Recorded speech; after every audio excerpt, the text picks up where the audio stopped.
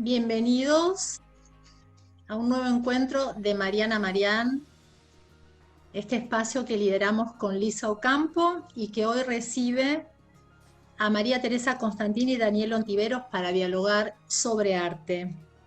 María Teresa Constantini es historiadora y crítica de arte, egresada de la Escuela del Museo del Louvre París. Actualmente es coordinadora de arte de la Fundación OFDE. Ha trabajado en museos de Francia, España y Argentina. Tiene publicados libros y diversos ensayos y artículos especializados. Ha realizado la curaduría de diferentes muestras en Argentina y Paraguay. En 2016 tuvo a su cargo la curaduría de la exposición Conexión Saer junto a Martín Prieto, inaugurada en el Museo Rosa Galisteo de Rodríguez en Santa Fe, para itinerar luego por diferentes ciudades hasta 2018. En 2015 fue curadora del pabellón argentino en la Bienal de Venecia con la obra de Juan Carlos Di Stéfano. En 2014 fue curadora del MAF, Mes de Arte Fueguino, Bienal de Arte Contemporáneo en Tierra del Fuego. Ha sido jurado en diversos premios a las artes visuales, entre otros UADE, Banco Nación, Banco Central, Salón Nacional, y es miembro de ACA, Asociación Argentina de Críticos de Arte. Nuestro otro invitado, el artista Daniel Ontiveros, nacido en Buenos Aires en 1963, estudió en la Escuela de Artes de Mar del Plata. En sus obras, la historia del arte se entrelaza con el contexto y la historia latinoamericana. Obtuvo becas como la de Guggenheim, New York en 2007 y la Fundación Antorchas en 2004. Fue nombrado Ciudadano Ilustre de la provincia de Buenos Aires en el año 2015 y Personalidad Destacada de la Cultura de la Ciudad de Buenos Aires en 2008. Participó en la quinta y sexta Bienal de La Habana, Cuba, en 1994 y en 1997.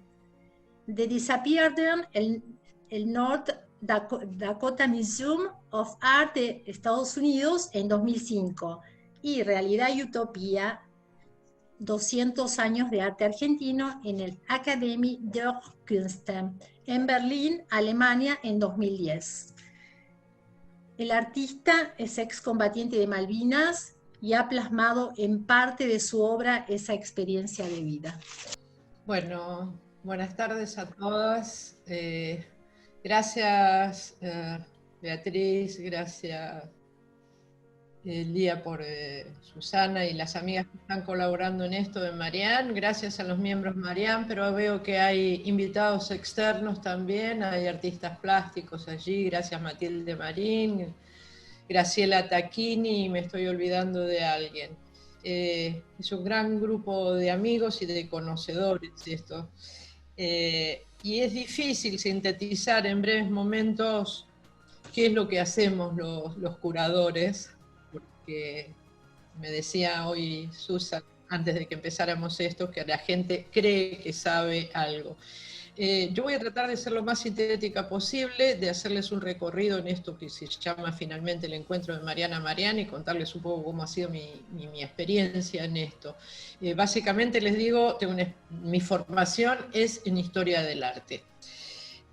Historia del arte, en principio, el desarrollo del arte es en dos lugares centrales: el mundo académico y el mundo de los museos. Obviamente hay después terrenos intermedios, la crítica, asesor de coleccionistas, edición, comercio de arte, etcétera, etcétera. Hay veces que el lugar donde uno se formó implicó después la toma de decisiones en cuanto al recorrido profesional. Y en este sentido yo tengo que decir que he tenido una suerte de privilegio, que es el lugar en el que me formé, no porque fuera en París, que además lo era, pero básicamente porque la escuela del Museo del Louvre me brindó a mí posibilidades que son de privilegiados, es decir, a la mañana o a la tarde indistintamente, nosotros teníamos las materias teóricas, pero en el contraturno, digamos, nos metíamos en el mundo de las conexiones del museo. Es decir, que las obras que teóricamente veíamos en un momento, al rato estaban siendo manipuladas por nosotros. Digo, tanto el Louvre como el resto de los museos de Francia, porque el programa incluye, perdón, no de Francia, de París, porque el resto de las materias estaba dado, no sé, Oriente por el jefe de colecciones del Museo de las Colecciones Orientales, fotografía la vimos con Jean-Claude Lemagny, que era el señor que armó la colección de fotografía para la Biblioteca Nacional de París. Y ya que hablo de profesores, me parece bueno contarles que tuve entre mis profesores a personajes inolvidables. Una mujer extraordinaria, chiquitita, petaca, no sé qué más decirles de ellos, que se llamaba Madame de Roche-Noblecourt, que era la jefe del departamento del área de Egipto en el museo, pero además era la jefa de la FUI francesa en Egipto. Es decir, una mujer que estaba en la punta de las investigaciones de lo que se estaba sacando en Egipto, se estaba sacando de la tierra, de la arena, de las tumbas, y que después, por acuerdos internacionales, se incorporaba una parte a las colecciones del museo. Tuve entre mis profesores también a un personaje que quizás lo conozcan por otras razones, una extraordinaria historiadora de la escultura del siglo XIX, que era Anne Panjot, conocida por algunas de ustedes quizás porque era la mamá de Nazarine Mitterrand. Yo les puedo asegurar que todos los años que estuve en la escuela, no sé el círculo íntimo de ella, pero la masa de los alumnos y de los que estábamos por allí, jamás ella hizo valer su lugar como profesional por esa relación privilegiada con el que tenía ya en ese momento con quien era el presidente de la República, y que hubiera sido muy fácil que esto saliera a la luz. Bueno, dejemos de lado esa parte anecdótica. Tuve entre mis profesores alguien para mí inolvidable también, que fue Jean Clair, uno de los curadores más importantes del Centro Georges Pompidou, que hizo exposiciones como París-New York, París-Berlín, París-Moscú, París-París, importantes por la calidad de las exposiciones, pero además porque la mirada de Jean Clair dio vuelta a la escritura de la historiografía del arte que se había hecho hasta ese momento. Después en las preguntas, si quieren, podemos ahondar. Simplemente, bueno, él fue también el director del Museo Picasso, que se inauguró en Le Marais con la dación de la sucesión Picasso al Estado francés. Es decir, realmente eso determinó que cuando yo regresé a la Argentina, inmediatamente después de la asunción de Alfonsín en la presidencia de la Nación, mi carrera se vio orientada hacia el mundo de los museos. Y muy rápidamente, a un año, empecé a trabajar en el Museo Nacional de Bellas Artes. Esto significa un dejar de lado el mundo de la academia en absoluto. Estuve casada con un académico, sé de los esfuerzos inauditos que él hizo y todo su equipo. Modificaron aspectos importantes de la historia en la Argentina, pero creo que mi decisión tuvo que ver con otra cosa, y que era que había una voluntad y un deseo de que ese conocimiento que uno tenía o que pudiera adquirir o generar en las investigaciones en torno al arte alcanzara no solo al limitado grupo de los que trabajábamos con esas obras, sino que alcanzaran a un amplio sector de la sociedad. Y básicamente porque, y esto no es porque Daniel me acompañe esta noche, sino porque ya lo debo haber dicho en más de una ocasión, yo considero que los artistas, ni por Daniel ni por las artistas que nos acompañan esta noche aquí, que son los tres que vi, no sé si hay más, personas cuya obra admiro profundamente, creo que los artistas son una especie de termómetro de la sociedad. Es decir, que permiten tener en sus manos, en sus obras, tomar la temperatura de lo que está pasando. E incluso en algunos casos de lo que está por venir, e intuir cosas que el resto de la sociedad no llega en su momento a percibirlas con tanta rapidez. Y en ese sentido, para nosotras que tenemos este vínculo franco-argentino, creo que desde el punto de vista social e histórico, si hay alguien que entendió el poder de las imágenes y esta capacidad de termómetro y su capacidad de difusión y de educar a través de las imágenes, fue la Revolución Francesa. No olvidemos que muy rápidamente un personaje como David fue uno de los miembros que organizaba las actividades culturales de los revolucionarios. Con Daniel ahí no estamos muy de acuerdo en algunas posiciones que tomó David a través de sus obras. Él hizo el Marat, que vamos a ver el Marat de Daniel después cuando avancemos sobre la muestra, pero también hizo las Sabinas y la coronación de Napoleón, con lo cual ahí, si uno quiere seguir, hay todo un hilo conductor ideológico a través de esas tres obras.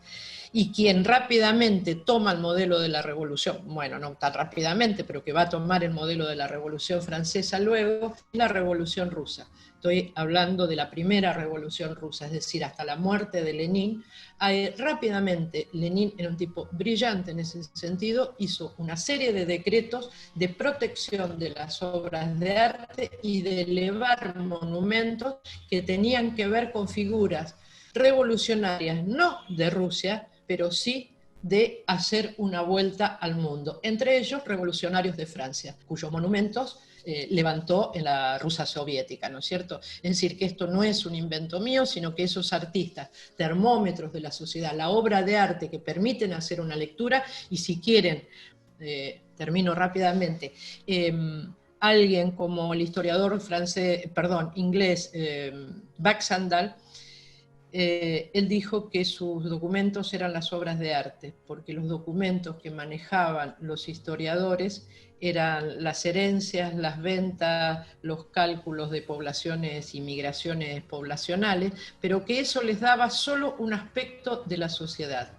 que él encontraba en la obra de arte lo que la sociedad estaba pensando. Por eso él prefería hacer historia desde las obras de arte. Bueno, me corre el tiempo, entonces en un segundo quisiera hacer mención, después de esta introducción, a qué se dedica un curador. Les dije, bueno, mi carrera y mi elección fue el mundo de los museos, y la figura del curador es una figura ligada al mundo de los museos. Su origen es el cuidado de las colecciones, hasta que en los años, alrededor de los años 60, un personaje como Harald Sittmann, un suizo, se hace echar de la dirección de un museo suizo.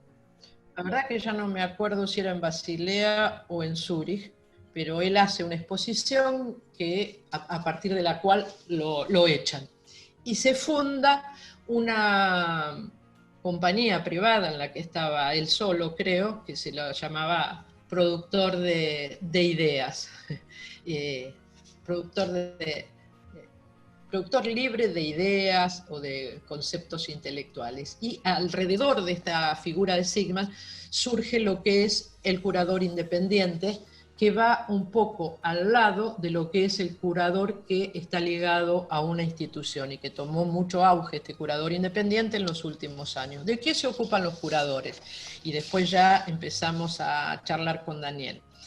Básicamente un curador, y se los digo muy esquemáticamente, hace una síntesis, yo les diría, usando la palabra en francés, que hace, no una síntesis, un cadrage, es decir, pone en foco un determinado grupo de obras, un determinado grupo de artistas, un recorte histórico, y está proponiendo a los otros, a partir de los objetos, un discurso sobre esos artistas, sobre ese recorte, sobre ese solo artista, sobre un periodo de ese artista. Es decir, que una exposición de algún modo está armando un discurso y que ese discurso quizás nunca más vaya a ser visto, porque una vez que se levantaron las obras no van a ser dispuestas por otro curador de la misma manera que ese las puso en ese momento. Si mañana un curador hiciera una muestra sobre Daniel Ontiveros, muy probablemente la muestra sería totalmente diferente, salvo que, nada, sea un poco inteligente y haga la misma muestra. Pero la idea es que uno pueda, a partir de las obras, contar ese enorme mundo que hay. Para acercarnos ya al tema de hoy y aprovechar la figura de Daniel, quiero contarles que a mí la obra de Daniel me fascinaba siempre, pero la veía aislada, aquí por allí, en muestras colectivas. Nunca había podido tener una imagen total de su obra. Y, insisto, era una obra que para mí resultaba apasionante. Que a algunos les pueda parecer conceptualmente muy directa y con un mensaje literal, él adrede a veces subraya su mensaje, pero es una obra que tiene una densidad y un entretejido y una cantidad de capas de lectura que por eso me resultó fascinante. Bueno, me acerqué a él, bueno, nada, y contarles que es un artista clave en los años 90, para mí clave en los años 90, y sin embargo fue marginado de la historiografía del arte de los años 90. No existe. En los libros, y aquí está Graciela Tacchini, historiadora del arte y artista ella misma, escuchando en la sala, Matilde, no figuran esos libros. Entonces, ahí también hay una parte de esa capacidad de hacer historia del arte, pero tener una distancia crítica, de poder observar qué está pasando con estos fenómenos y con estos artistas que por algunas razones son corridos, mostrados poco o no puestos el eje. La muestra de Daniel para mí fue justamente hacer foco en la obra de Daniel, ponerlo en la cuasi totalidad de su obra. Voy a parafrasearlo mal a él. Él dice, bueno, después que lo diga a él, no sé si está todo, pero está todo lo que yo quiero que esté. Después lo harás mejor, Daniel. Lo malo, lo bueno, pero está todo. Bueno, Bea, teníamos Teresa, algo... sí, te agradecemos esta introducción, todo lo que nos contaste, y aprovecho para decirles que nuestros invitados van a dialogar sobre arte en relación a algunas de las obras que forman parte de Nosotros los Otros, que fue inaugurada en febrero de este año en el espacio de arte de la Fundación OSDE. Ahora vamos a ver un pequeño contenido sobre la muestra. Nosotros los Otros es la obra que da título a la exposición de Daniel Ontiveros que se inauguró el 20 de febrero en la Sala de Arroyo y Esmeralda. Se trata de una obra de 2017 que desde el primer momento se impuso como eje del pensamiento que atraviesa toda la obra del artista. Nosotros los otros, nosotros y los otros. Nosotros somos esos otros. A partir de 1992, Ontiveros utiliza espejos en sus obras y, ya desde el año 2000, realiza frases con trozos de espejos rotos. Los espejos como mirada sobre uno mismo, partido, el detrás de los espejos, la fragmentación de sueños o las formas del espejo para que el hombre sienta que es reflejo y vanidad, en el decir de Borges. Nosotros los otros es un texto fragmentado, frontal, que en el uso del plural no se incluye. El despliegue espacial de la obra destierra así la contemplación pura para permitir un acercamiento a los temas y además de un posicionamiento en el mundo del arte. Bueno, de mi parte solo quiero agregar una cosa, y es que así como les decía que el curador está proponiendo una mirada y un discurso sobre un núcleo de obras, ninguno de los elementos de una exposición, si el curador sabe lo que está haciendo, está puesto al azar, desde un cartel hasta un color, hasta el modo en el que están dispuestas las obras. Y en el caso del título de una exposición, prácticamente, Daniel, corregime, la teníamos casi nada, hasta que dije, la verdad, el único título que se me ocurre es Nosotros los Otros. A la vez que era consciente que elegir esa obra y ese título era, de algún modo, estar proponiendo a los espectadores un modo de lectura del conjunto de las obras, o que era mi visión sobre el lugar de Ontiveros, de Daniel Ontiveros, como artista en esta sociedad y de una posición que él ha tomado en esta sociedad. Dani. Bueno, buenas tardes y muchas gracias a todos por la invitación. Un poco abrumado por las cosas que dijo María Teresa de mí y del trabajo. Trataré de tener la cabeza, porque aparte aparecen un montón de tópicos que me llevarían, o que podríamos estar horas hablando y que a mí me apasionan, como es desde la palabra curador, el trabajo del curador, lo que María Teresa habló de David y la Revolución Francesa, el lugar y el papel del artista en el arte, en la sociedad moderna y en la sociedad contemporánea. Lo que ella señaló a través de su educación, pero creo que tiene una impronta muy importante en una visión europea de la cultura, y es el peso de la historia, el peso de la historia presente en los museos. Eso para los artistas europeos es bastante denso de llevar, enriquecedor, pero denso al mismo tiempo. Y cómo eso puede ser todo al mismo tiempo pensado desde acá. Yo pensaba cómo vemos, porque muchas veces tiene que ver con eso mi obra, cómo vemos nosotros eso, siendo que somos en parte, nuestra cultura funcionó muchas veces como espejo. Esa fascinación que ejerce en particular la cultura francesa sobre la cultura argentina, en el sentido de que es, por eso, de hecho, varias de las obras van a poder ver que uso directamente el francés, más allá del idioma, que es tan bonito, como una cuestión del particular lugar que ocupa en la imaginería o en la imaginación de lo que es la cultura argentina, ¿no? Y sobre eso, cómo pasa a formar, para citar a otro francés, a Bourdieu, un lugar de distinción, ese estar ligado a ese mundo de esa cultura. Bueno, y después está el tópico de la guerra, está el tópico de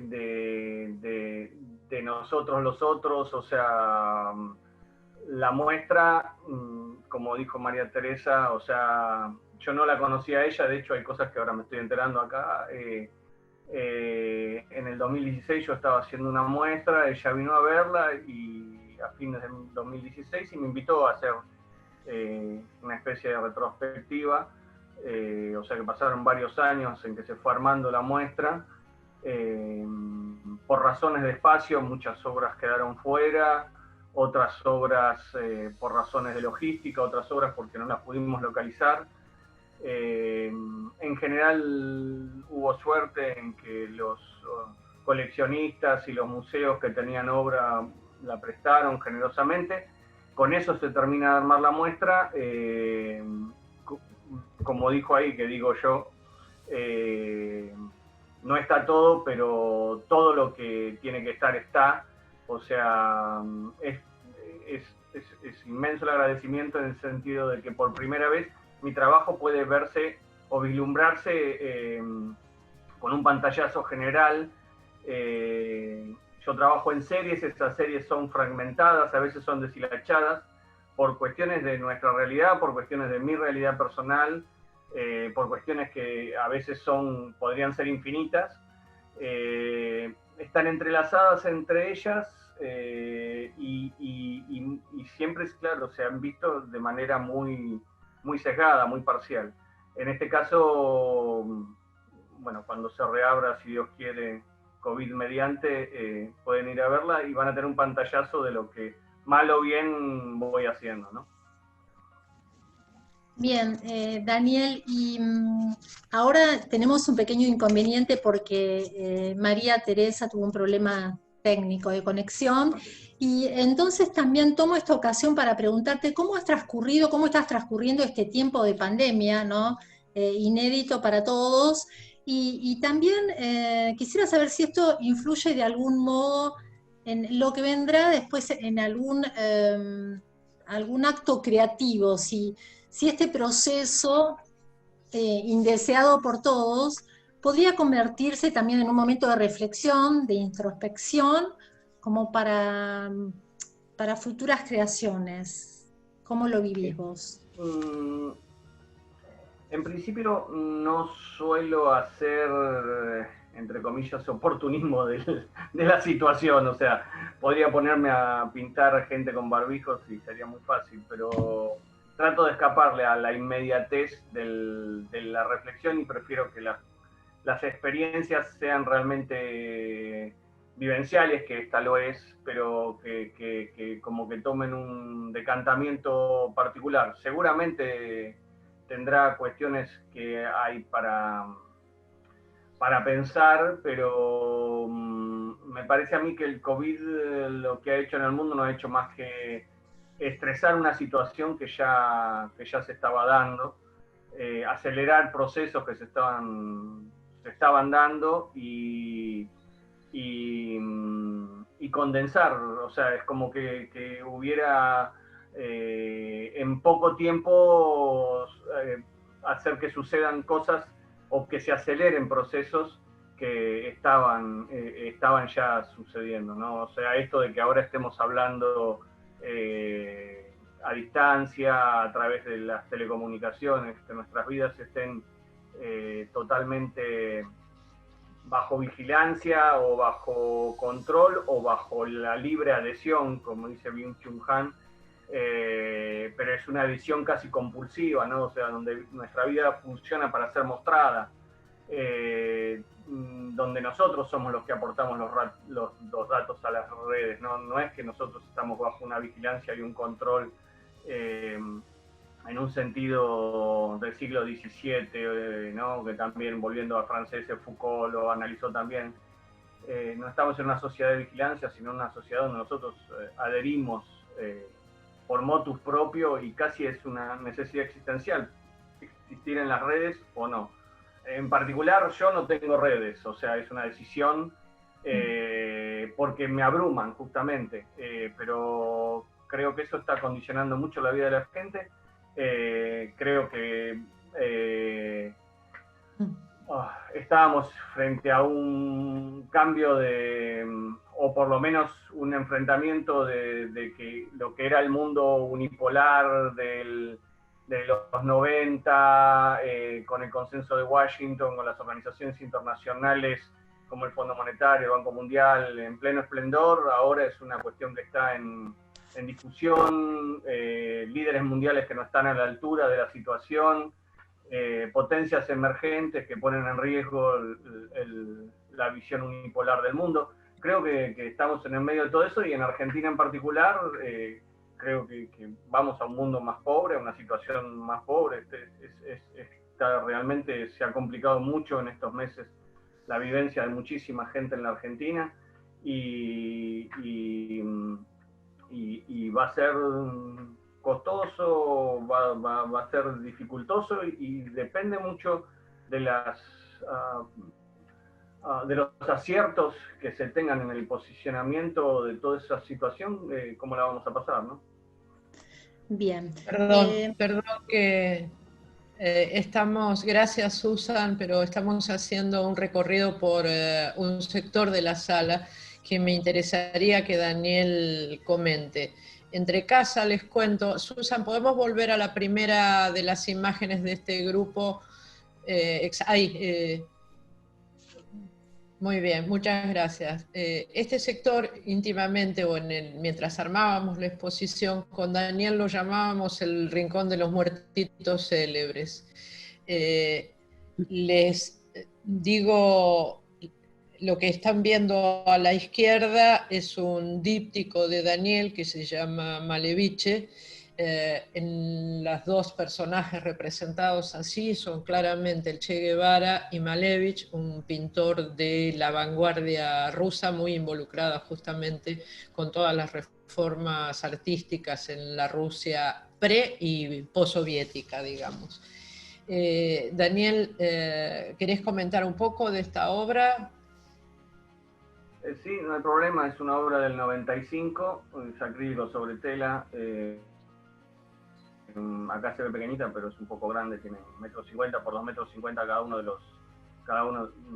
las pinturas. En realidad, esta como las otras que vamos a ver, la otra que vamos a ver enfrentada, funcionan con la idea del Cristo yacente, ¿no? Es es un poco trasunta la idea de resurrección, ya que el Cristo yacente es el Cristo que está 3 días, ¿no? y luego resucita.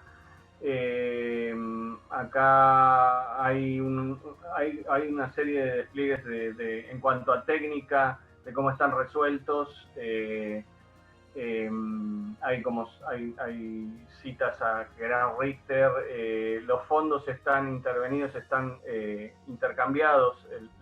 Los fondos de los fotógrafos y periodistas que miraban al Che están sobre Malevich, y los cuadros entre los cuales fue velado, Malevich, están alrededor del Che.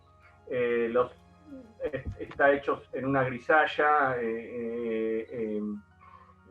predominio de blanco y negro, y solo color tienen los cuerpos muertos, es decir, los únicos que tienen color vívido son los muertos, ¿no? Si sigo con la sala, del lado de enfrente, que era lo que íbamos a ver, bueno, acá hay un cartel en espejos como el de Nosotros los Otros, que es Libres. Después la pintura que se ve en el fondo son Gauchelos. Bueno, aquellas sí son gauchelos, o sea, es un trabajo van a ver muchas, ¿no? Pero bueno, en este caso son gauchos. Van a ver también que hay una serie de gauchos, o sea, en el sentido de que antes de ser la imagen icónica de la Argentina fue como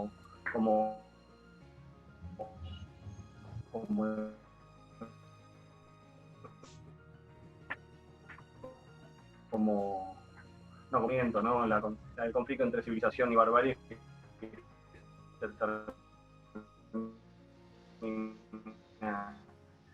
que la Argentina terminó con prácticamente un par de exterminios.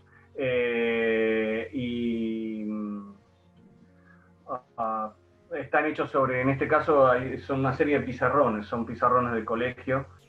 La aplicación o el montaje de algunas otras situaciones, como en este caso una tacuara, que entonces termina saliendo y hay hay puñales clavados sobre mismas perforaciones que ya tenían los pizarrones. Eso, o sea, acá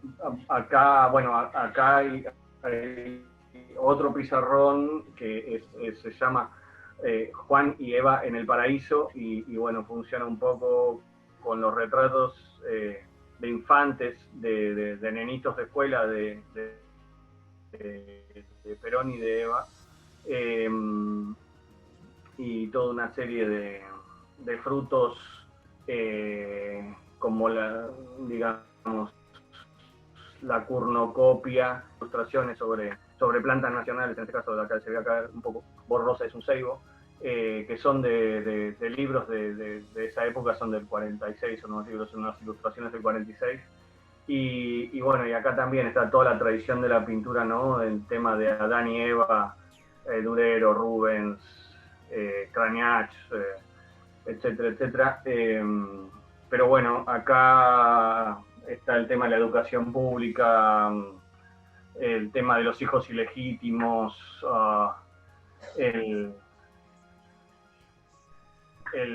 mestizo, Perón lo era, hijo de una india, en fin.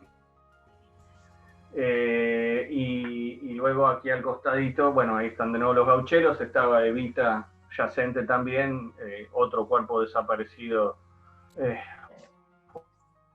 escondido durante tantos años, también sobre la pizarra, ahí está, también sobre la pizarra.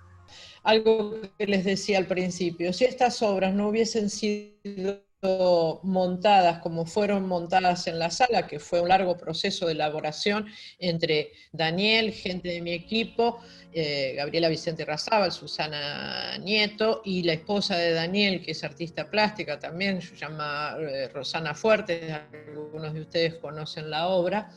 Las tomas de decisión hizo que este conjunto de obras, el Maleviche, Gauchelos, Adán y Eva me sale, Adán y Eva en el paraíso y Eva dialoguen entre sí a partir de varios elementos comunes. En primer lugar, el tema de la horizontalidad y del yacente. Para quienes tienen vista pintura internacional, obviamente lo que Ontiveros está haciendo aquí es retomar desde las imágenes religiosas de la deposición de Cristo a las deposiciones del Cristo de Matenia, para quienes tuvieron la oportunidad de verlo, lo retienen en su memoria, a las deposiciones laicas, entre otros el Marat, que insisto, veremos al final. Eso por un lado. Por el otro lado, en función de algo que me comentaban el otro día, una particularidad de un artista contemporáneo, digo de los 90s y que actualmente estaba trabajando, que es la libertad en el uso de los materiales. Daniel no solo no tiene problema en utilizar materiales de descarte, como esos pizarrones que iban a ser tirados por una directora de escuela y que él los recuperó para hacer esas obras, sino que además, y esto es lo interesante cuando yo decía las diferentes capas, utiliza los rastros de la historia que esos materiales tienen sobre sí mismos para hacerles hablar de historia en este momento. Los gauchelos utilizó la perforación que tenían los pizarrones para clavarle los puñales. Y en el caso de Eva, la verdad que con esto de, no sé si Daniel lo dijo o no, sobre el pizarrón está escrita una mala palabra que todos deben saber cuál es. Daniel no la borró, sino que además la transformó de masculino en femenino para que refiriera al cadáver de Evita. Evita como un mito, mitad cierto, mitad verdad, mitad oculto, mitad mentido, sobre el que se van poniendo capa sobre capa en un pizarrón que excede la literalidad de la representación del cuerpo de Evita. Digo, esto merecería otra charla, simplemente señalarles esto. Les cuento una intimidad que ustedes no deberían saber. Hubo algunos problemas de tanto tiempo que las obras están colgadas, se aflojaron unos tornillitos de los gauchelos del fondo. Yo se lo comunico un poco temerosa y casi horrorizada a Daniel, y Daniel me dice, no hay que ahorrar sangre de gaucho, diría Sarmiento. Es decir, un artista que puede todavía tomarse en solfa la propia obra o el valor de la propia obra para rescatar el aspecto histórico o digamos discursivo de la obra. Yo creo que por el tiempo deberíamos avanzar. ¿Qué dicen, Beatriz? Sí, Teresa. Sí, María Teresa, avanzá en lo que ustedes consideren que quieren compartir. Todo bien. Sí, a mí me gustaría que Daniel contara muy brevemente, y digo brevemente, de Ay Patria Mía para concentrarnos en arte concreto y en Trompe-l'œil. Sí. Hay Patria Mía, mostrarlo y Sí. dar un panorama. Hay Patria Mía es esta instalación de pared, la primera vez la puse en el año 93, pero también se vio fragmentada. Acá es la primera vez que se puede ver completa, así se presentó en La Habana, así se presentó en el Ludwig Forum en Aachen, en Alemania también. De acá nunca siempre se habían podido ver sociales. Un poco funciona trabaja, o sea, bueno, hay una distancia casi de 35 años entre una y otra, pero trabaja otra vez sobre la idea de los pizarrones, trabaja sobre la idea de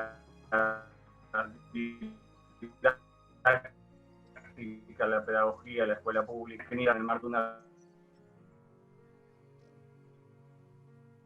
en este caso artistas, pero podían ser stands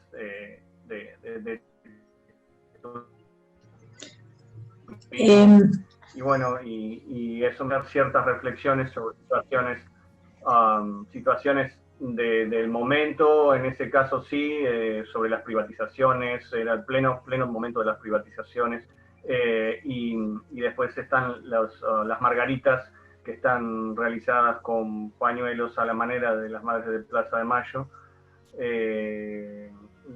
Acá no se llegan a ver, pero bueno, cada pañuelo está dibujado porque no es bordado como hacen ellas en punto cruz. Yo hago un dibujo en realidad de las letras y bueno, están con los nombres y fechas de los desaparecidos. Lo que se ve en los alrededores son las figuritas que todos usábamos en la escuela de Belgrano, y una serie de margaritas, y bueno, para pensar lamentable siempre la actualidad de la frase de Belgrano, ¿no? O sea, parece que siempre está vigente.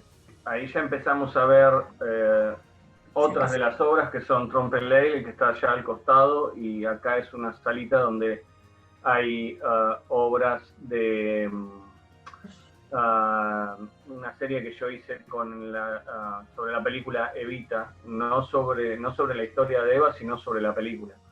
Y se llama Doblaje.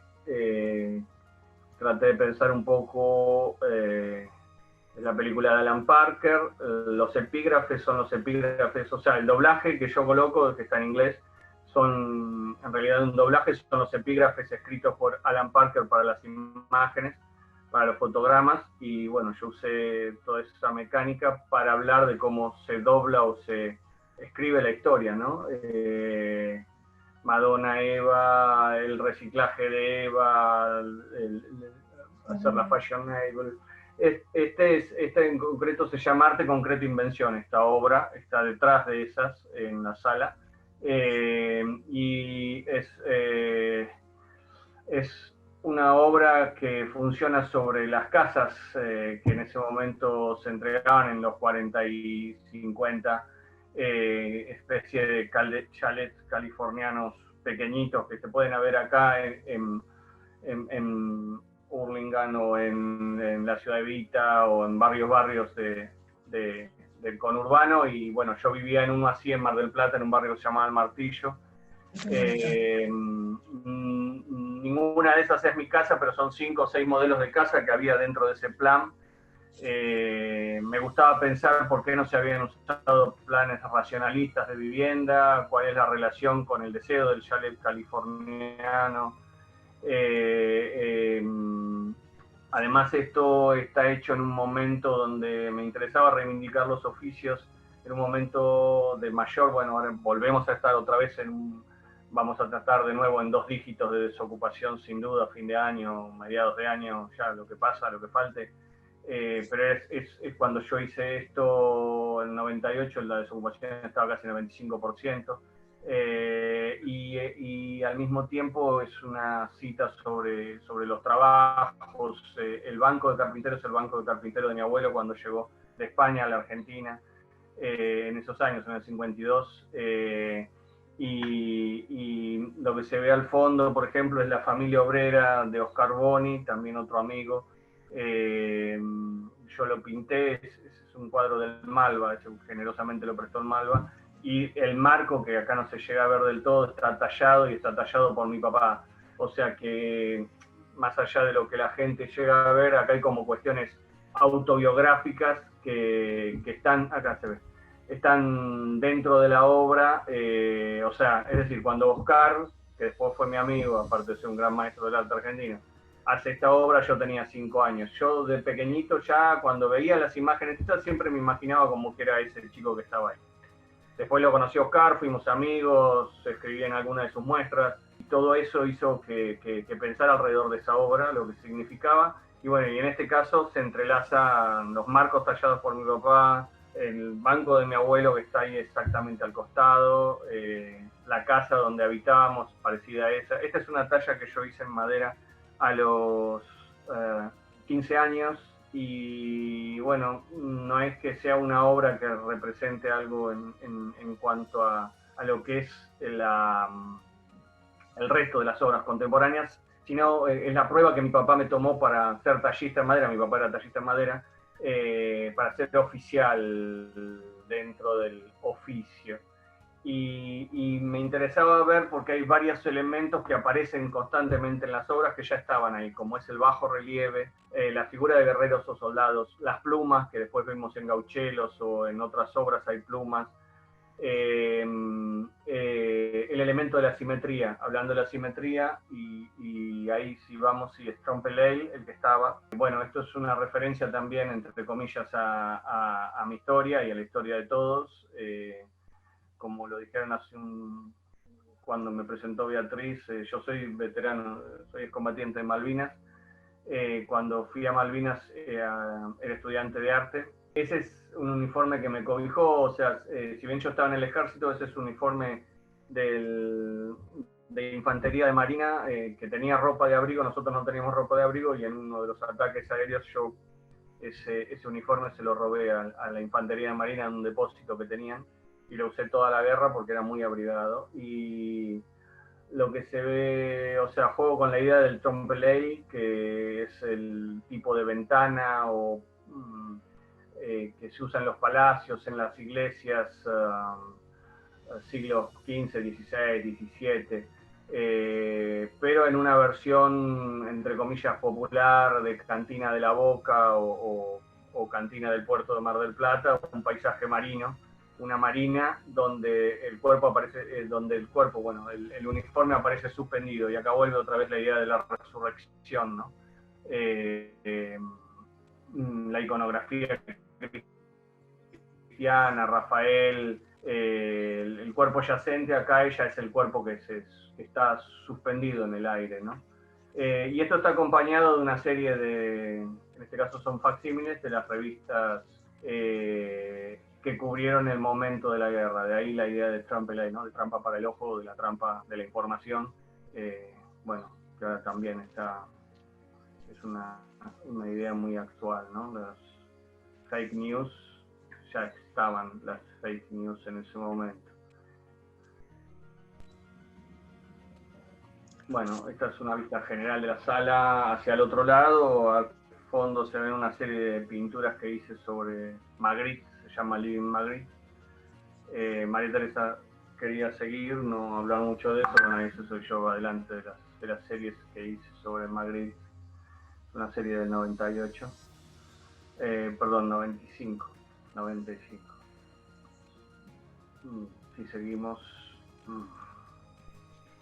bueno, ahí se ven de nuevo los gauchos, ¿no? Los paisajes, los marcos tallados de Latin American Art, la que está abajo, que es una mezcla. Bueno, no, está bien, sigamos. Y eso está en el pasillo como una mención. En el año 98 participé junto con esos artistas que se ven ahí mencionados: Alonso, Aslan, Baglietto, Bianchetti, Dowek, Ferrari, Fuertes, Gorrearena, Negro, Noé, Romero y Schwartz, en una muestra que se hizo de espejos y fotos, tratando de buscar los nietos desaparecidos, porque más o menos se jugó con la idea de que en ese momento tenían la misma edad que sus papás cuando habían desaparecido. Entonces la cara del papá, la mamá y en el medio un espejo como para que alguien se viese.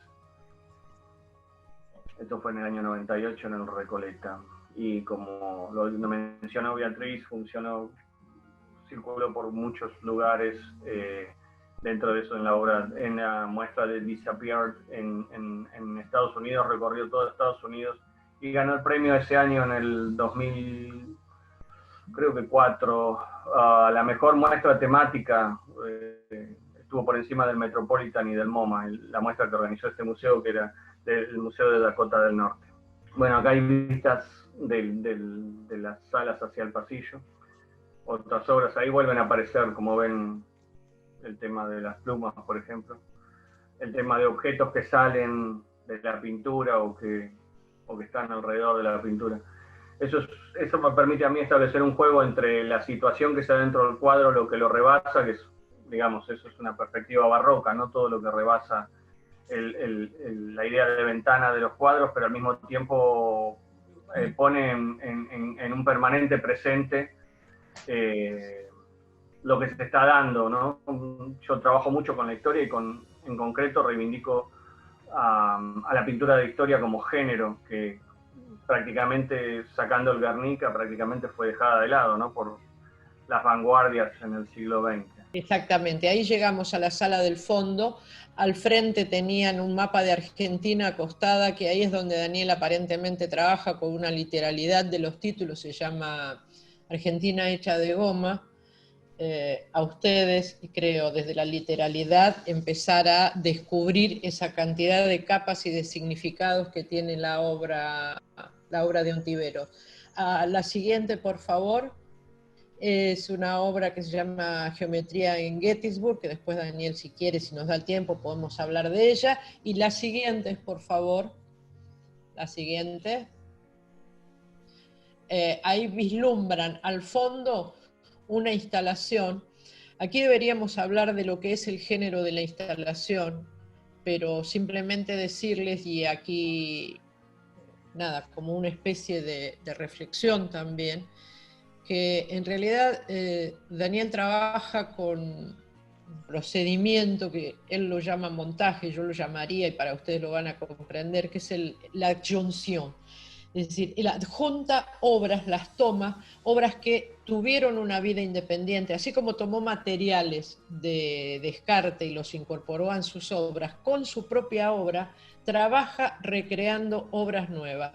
Toda la pared del fondo que ustedes ven se llamó, Daniel quiso llamarla y a mí me encantó que se llamara así, se llama Museo Carancho, y es una disposición especial de obras que yo no sé si se va a volver, así como hay Patria Mía, surge del mismo procedimiento, que son obras, varias de ellas con una vida independiente, que Daniel las junta en la instalación Hay Patria Mía, todas estas tenían una vida independiente y se las juntó para Museo Carancho. Hay Patria Mía, no me cabe duda que en el futuro, porque ya son varias las veces que se ha montado así, seguirá existiendo como instalación. Museo Carancho, tengo mis dudas. Aquí está el Marat de David, tomado por Daniel Ontiveros. En todo lo que es la pared de Museo Carancho, lo que ustedes ven colgados es, por un lado, un montaje similar a los museos del siglo XIX, XVIII, bueno, fines del XVIII y durante todo el siglo XIX, es decir, una obra sobre otra, al azar del que llegaba al salón y el organizador del salón los colgaba así.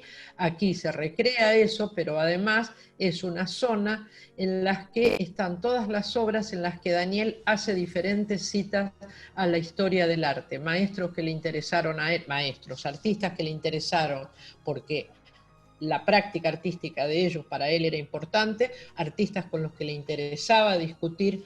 A ver, veamos otra toma, Susan, porque hay una obra que me interesaría, qué pena, no la vamos a ver. Otra, ¿es la última? Otra. Aquí, alto ahí. En la segunda obra de arriba hay una obra de Ontiveros que se llama Gorri Fontana. Aquí hay un homenaje a Gorriarena y a el artista argentino, conocido como italiano, Lucio Fontana. En Gorriarena, porque Gorriarena toma la fotografía célebre de Rucci llevándole el paraguas a Perón cuando Perón vuelve a la Argentina, que estaba lloviendo, y Rucci manotea el paraguas, la foto que salió en todos los diarios. Gorriarena toma esa imagen y hace una obra él. Daniel hace el homenaje a Gorriarena, pero además la obra se llama Gorri Fontana. Fontana es el artista italiano que tajeaba sus obras, como la que está abajo, ¿sí?, a la izquierda, abajo, pero en el caso del Gorri Fontana tiene 23 agujeritos, que son los 23 balazos que Rucci recibió cuando fue ejecutado. Digo, esto que hablábamos antes, uno puede en una mirada superficial pasar por encima de todas las capas que tiene la obra de Ontiveros. Y eso es lo que cuando yo decía, y no por halagarlo, que me fascinaba su obra, era poder ver a un artista que tenía un extremado conocimiento de la historia del arte argentino y universal, ¿sí?, y después hacer hablar a esas imágenes de esos artistas para decir lo que a él le interesaba sobre el mundo y la sociedad contemporánea, porque a esta altura creo que todos ya saben que Daniel es claramente un artista que define un lugar muy preciso en la sociedad, que es poder decir desde sus obras. Dani, las preguntas son todas para vos, ¿eh? Bueno, vamos a hacer las preguntas. Le pedimos a Patricia Pellegrini, a nuestra presidenta, que se active su micrófono para hacer la pregunta, la primera. Hola, ¿qué tal? Buenas noches, excelente, todo un lujo. Solamente quería preguntar cómo ven los artistas este tema de tener que explicar las obras. Es decir, por ejemplo, lo de los espejos rotos. Cuando alguien explica, o el curador o el guía de museo, digamos, nos explica una obra, adquiere una profundidad mucho mayor de la que uno, confrontado con la obra, a simple vista puede inferir. ¿Cómo se siente un artista teniendo que tener esa intermediación que abre planos de profundidad que necesariamente necesitan como un intérprete? No sé cómo llamarlo, pero mi pregunta es esa. A mí me gusta hacer la cita, estamos en un... pero bueno, vamos a hacer... a mí me gusta siempre hacer la comparación con el fútbol, no es el ámbito más adecuado ahora, porque casi todas son damas y no creo que conozcan, pero sí van a entender. Si vamos todos a ver un partido de fútbol, van a haber 22 personas corriendo atrás de una pelota con pantalones cortitos y seguramente se entienda fácil de que el objetivo es convertir goles en el arco contrario y el que hace más goles gana. Esa es una visión que uno puede tener del fútbol. Ahora, el fútbol puede estar lleno de connotaciones ligadas a la vida que cuanto más se conoce, más se aprecia en cuanto a juego. Para hacer una analogía con algo menos plebeyo y más sustancioso de la cultura, una imagen, por ejemplo, como la de las hilanderas de Velázquez, sacando las comparaciones, ¿no? O sea, porque el tema es que el arte contemporáneo parece ser siempre el discurso dependiente, o sea, como que si no podemos saber todo lo que tenemos que saber, no lo podemos apreciar, pero eso exactamente sucede con casi todo. A mí igual me interesa que las obras tengan un approach, una aproximación y una empatía generada a pesar de o sin saber absolutamente nada. Si sucede o no, después es un problema de mi trabajo, si está bien hecho o no, para poder alcanzarlo. Pero volviendo a las hilanderas, uno puede ver una magnífica pintura de Velázquez en el Prado y uno puede llegar a aprender un montón de cosas adicionales si sabe, por ejemplo, el mito de Aracne, si comprende, por ejemplo, lo que en el barroco significa la idea de movimiento enfrentada a la idea de quietud del Renacimiento, la rueca, ¿no?, que está girando en constante, lo que es el trabajo de las mujeres, lo que es un recinto de mujeres, lo que es un tapiz tejido al dorso de las damas que son ahí las plebeyas que están tejiendo, pero al mismo tiempo el tapiz que indica el mito de Aracne está arriba. El cuadro se llama el mito de Aracne. Vulgarmente se conoce como las hilanderas. Las hilanderas están en primer plano, el mito de Aracne está en un segundo. O sea, Velázquez, por ejemplo, permite una cantidad de lecturas, ni que hablar de las meninas, que son infinitas. Cuando uno más sabe de arte, más conoce, más quizá tiene esas posibilidades que, como decía María Teresa, de pelar la cebolla y capa sobre capa. Eso sucede con casi todo. Sin ir más lejos, ahí al principio nomás se habló de Borges en Los Espejos, cuando presentaban Los Espejos.